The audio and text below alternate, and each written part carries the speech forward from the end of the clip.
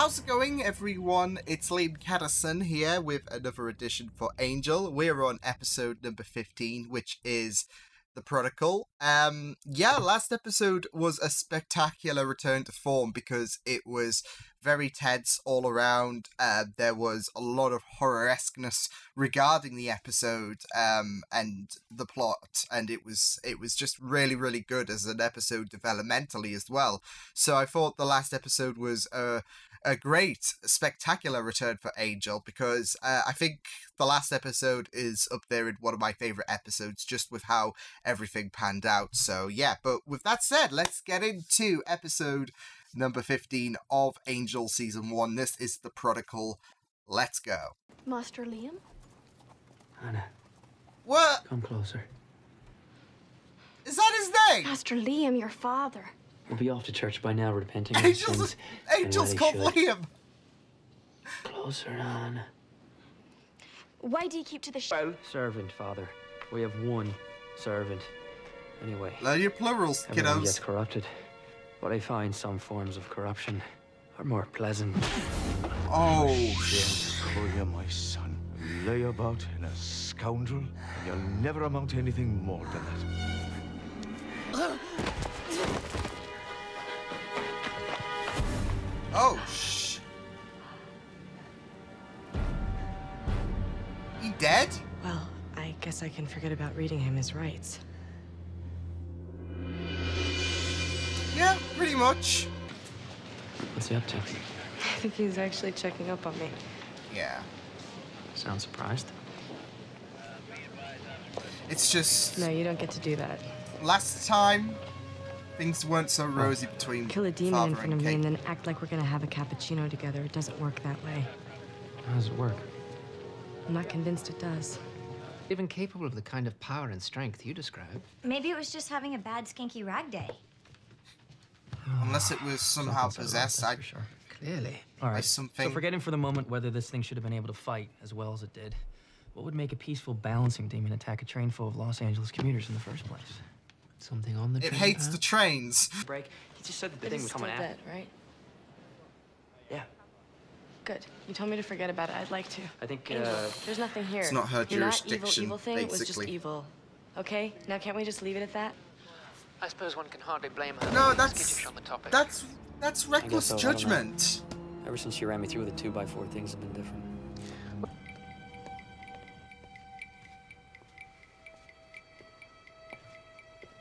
It's gonna be, again, a red herring.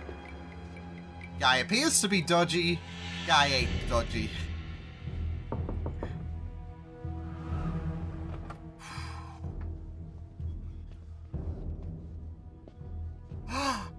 Wait, Kate's dad? From what? From finding out the reason that you were there today wasn't because you cared about her. You got any kids, Angel? No. Right.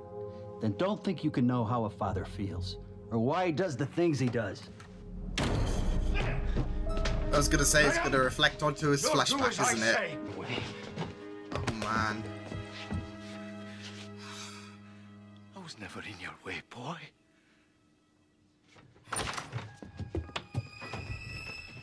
If you go courting trouble, you're sure to find it.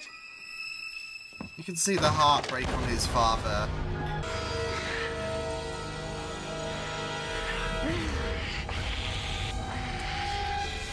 So We why saw in the the sudden urge to flashback have in lunch? becoming part 1 as well, didn't we? Like with Right, so you drive all the way out here for Darla a hot dog? siring Just a hot dog. Liam. Manny's best there is. All right, I'll let you and Manny catch up then. Or I'm not his type. I think there's definitely a type involved, and it's the wrong one. I mean, got a she's job. not wrong in a sense, sadly. Yeah, he's a PI. Private investigator. Any good? Yeah, he's good. Very good. And he doesn't mean, mind at least working nights. At least she has that kind of respect going for him. It's not good to be alone, Katie.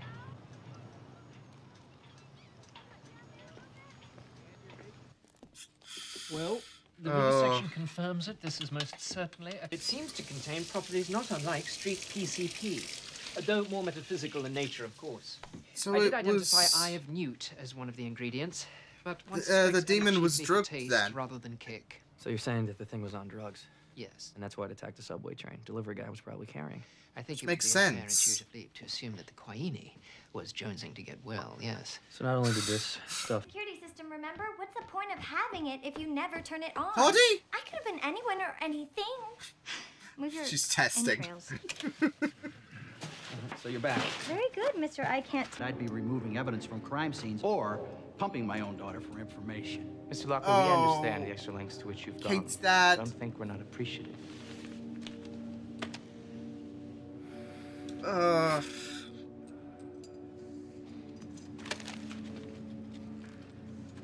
My advice to you guys, whatever it is you're moving in your little brown packages, dial it down for a while.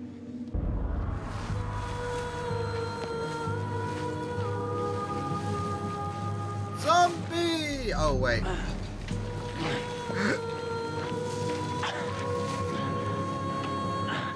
You've got a bit of dirt on you, just saying. Grave robbers! Oh shit, this is gonna be Angelus's first kill!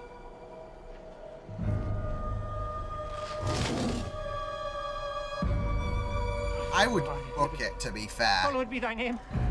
Thy kingdom come, thy will be done. She was a dead. 0522. 22nd of May? And I'd like to be involved What? with the case. If you find something, you bring me in, okay? We got hope! You sure Kate's about that? back on Angel's side! Yay! Gotta face those demons sometime, right? Right. A little change. Like you Isn't this said, going above and it's all beyond the well and code of good. duty? Yeah, I know all about it, Wesley, believe me. But sometimes the price we end up paying for one bad choice isn't commensurate with the offense. You go talk some sense into him then. Damn, Angel. Thank you.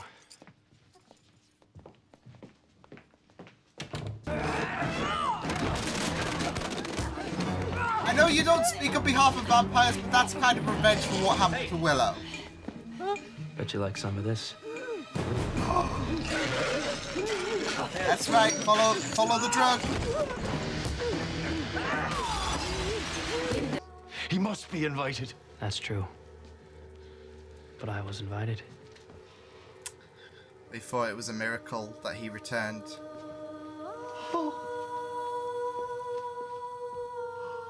Oh my god! She thought I returned to her. An angel. That is morbid. Father, I have made something of myself. After all. He's just wiped out his entire family. What the fuck? That's horrific as well. Mr. Lockley, I need you to invite me in. What? Get out of Oh here. shit, no! Invite me in. Do it now. Son, you really need to go. Invite him in! Invite me in! Oh my god!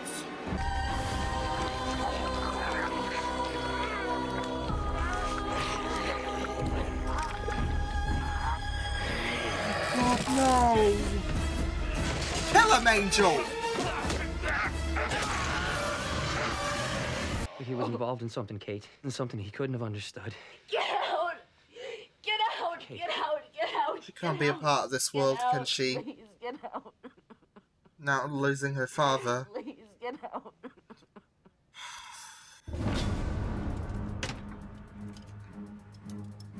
I want that drug demon and all those bastards slain. I see. I know it won't kill you, but this will. Go on, Kate! Yes! Big drops to Kate, she slayed the first vampire! You know it walks the city. Oh, We walk out of here now, you don't lose your head. You don't get ahead of you, somebody. Let's go. This... Loving. Oh, yes, we see the things return. I'm already dead. Welcome to the club. Affect our hearts, even if they no longer beat. Simple death won't change that. Doll. Is this the work of love? Darling boy, so young, still so very young. She's gonna teach him the ways, isn't she?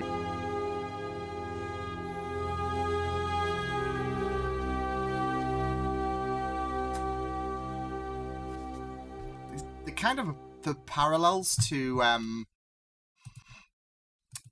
Angel and Kate's dad there, with of course them eventually dying, and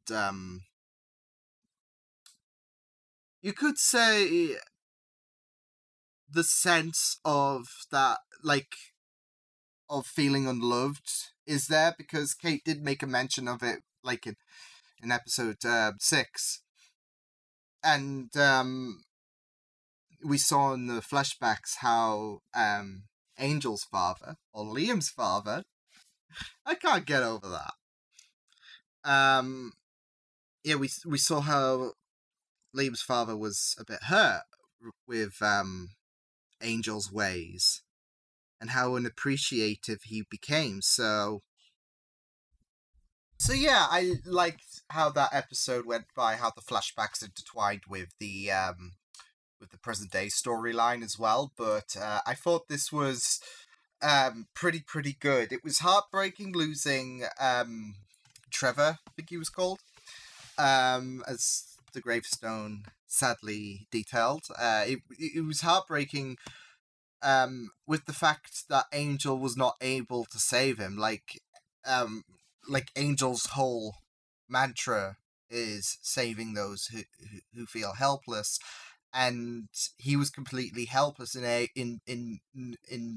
not being able to save him, because he was not able to be invited in. So yeah, and it sucks as well, because I feel like Angel and Kate, they were getting somewhere as well in terms of re-establishing their relationship.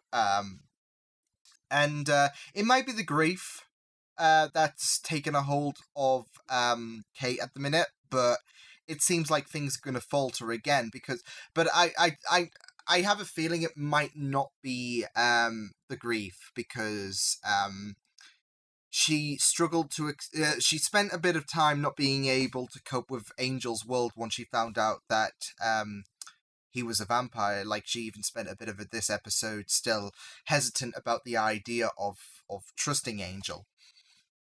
And then she accepted in this episode later on, saying, well, I was going to go into the demon world anyways, wasn't I, if I was intertwined with you? So, yeah. And now her father's died. And it's not Angel's fault, but I have a feeling that Kate's mindset is going to be, if like, this whole shebang about being in your world didn't exist, then my dad would have still been alive. So yeah, but give credit to her, I think she slayed 2 vampires in this episode. So Buffy, watch out. No, but I really enjoyed Kate's story, as well as her as well as the father's storyline that was taking place, because I did mention parallels with Trevor's grave and Liam's grave as well, and how the parental and the child relationship is there, because both Kate and Trevor and Liam and his father, they had there was a bit of difficulty in terms of connectivity. I don't know if Angel's been referred to as Liam before. I don't think he has. I think this is the first time, but yeah, I'll take it. No, back on the matter of hand, there was, of course, that parallel with Kate and Trevor and Liam and his father, and both the parents seem to have this kind of difficult way of presenting their love. It was clear that both parties did care for their child, just there's that strain, because Liam's father said that you're basically a waste of space. Which, hearing that from your own parent is going to destroy you. But there was that really, really powerful line, like I was never in the way. That was you could see it on Liam's father's face how heartbroken he was. So the care was there, and the same applies to Trevor. Like the whole point regarding his story in this, well, not the whole point, but the reason why he was working with some demons in the first place is so he could help his daughter. And he did care, but again, there was that struggle of being able to iterate their proudness over their child. So, whereas Liam didn't really have anything to show for it with his recklessness, whereas Kate, she does all of this work, and she works so hard, and she doesn't feel appreciated by her father. So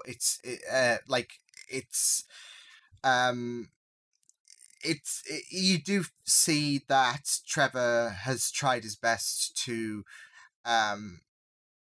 well, he is going out of his way to try and look out for his child, but like I said, and like sense and sensitivity provided, can't speak.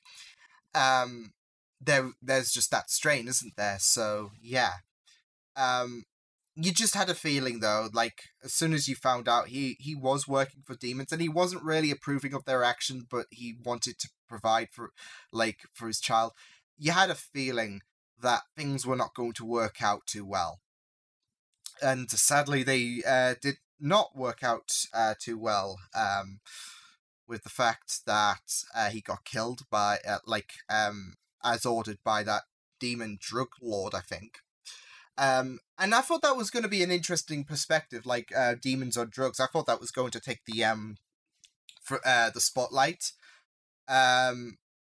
Whereas I think their purpose in this week's episode was to to build on the relationship with Kate and her father, because of course, like I said, her father was working for the demons, and Kate was yearning for a more established connection with her father. So yeah, just you saw the first 10 minutes of this episode, and you thought, okay, we're going to be dealing with demons on like these super enhanced drugs.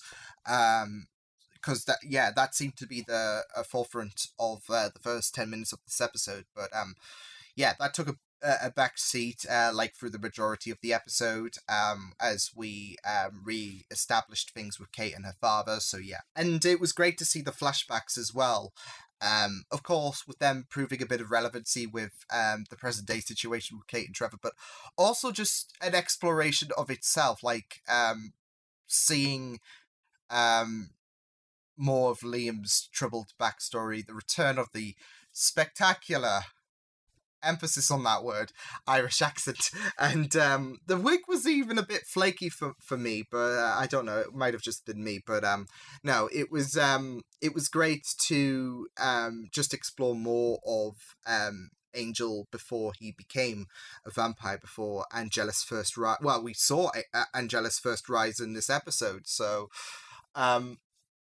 but it was interesting as well, because they used the flashback of Darla siring Liam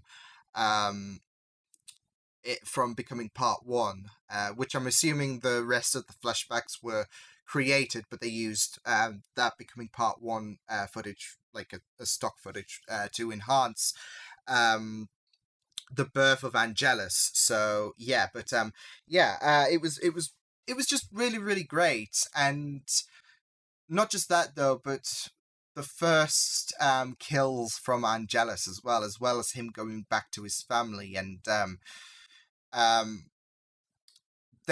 there being that sense that killing his father like removed any potential for his father to ever approve of him, because that's what he was fighting for.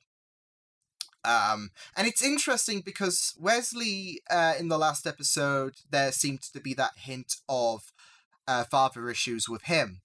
And then in this episode, we get a deeper look into father issues with Angel and or Liam and his father. So, yeah, but it's interesting how those how those themes kind of are closely bonded with different close characters. So, yeah, but yeah, it was just really, really good. And I just really loved exploring more of Liam's past, and not just that though, but going back to the whole sought for being accepted. You do get a sense that Liam's father saw that he was monsters in both form, both in his demon form, of course, Angelus. Never going to be a nice sight, is he? But also in human form, like he thought he was very, very disapproving of his reckless ways and his drunk shenanigans that he got up to, and he just wanted